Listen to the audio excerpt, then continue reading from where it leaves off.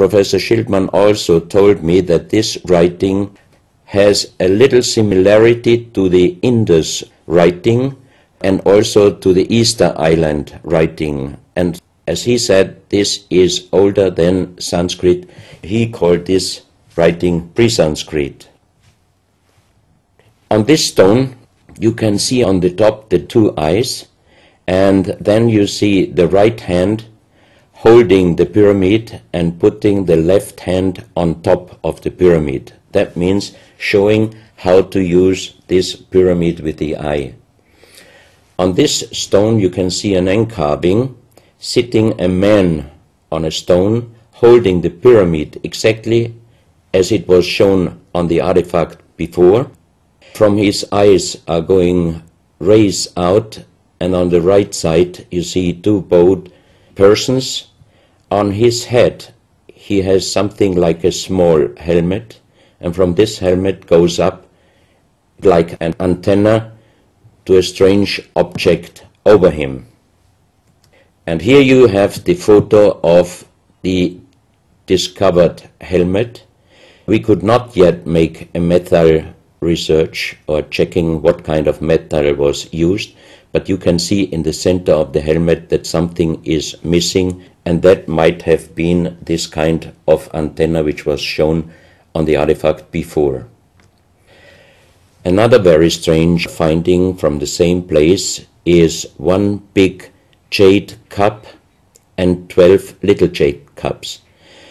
As the 12 cups are man-made and each one is a little bit different in size, if you fill them up perfectly with water and you put the 12 cups of water inside the big cup is completely filled. The next strange thing is that you can see on the little cups numbers which are looking like the Mayan numbers, but if you compare them with the Mayan numbers, you find out that there are some little differences. And on the big cup you can see a perfect inlaid star constellation, also showing the Orion and other stars. And inside the big cup it is very, very magnetic, and outside the cup nearly nothing. Professional geologists are saying this is impossible, because if a stone has metal particles inside the stone, it must be same magnetic from both sides. Here you have a close-up of the big cup, and you can see a perfect inlay of star constellations, and they are shining very brightly if you put black light on it. Here you have some small cups that you can figure out more clearly the style of the numbers inlaid in a strange material, also shining under black light. That's another piece, a jade plate with the same star constellation inlay like on the big cup, and two persons facing the sky, and on the next picture you can see that also the eyes of these two statues and the star constellation is shining very strongly under black light. This was once a hard-formed brown stone, changing the color in the center of the stone into black, which usually in nature does not happen. And you can see, if you look very close, you can see a face with closed eyes, with a mouth, the nose, a long beard and long hair. On the left side, the face and also the stone is broken. This is the reverse side of this stone. You can see a spiral and a triangle. The center of the triangle is very magnetic, also shining under black light. Here we have the backside of a cobra. The cobra never existed in South America, but this one was found at the same place. On this side of the cobra head you have 33 lines in lines. So 33 is also a very mystical number since long time. And on the left side and right side you have 7 points inlaid, and maybe these are the chakras. Also, this cobra head is shining brightly if you put black light on it. Another object here, you have a perfect worked dolphin head, and also this artifact is shining under black light. Here you have a kind of stone helmet. You can put this granite stone helmet on your shoulders, or you can lay your head inside it, and the inlay points which you see on this helmet, some experts told me that these points are exactly the acupuncture points on the human head.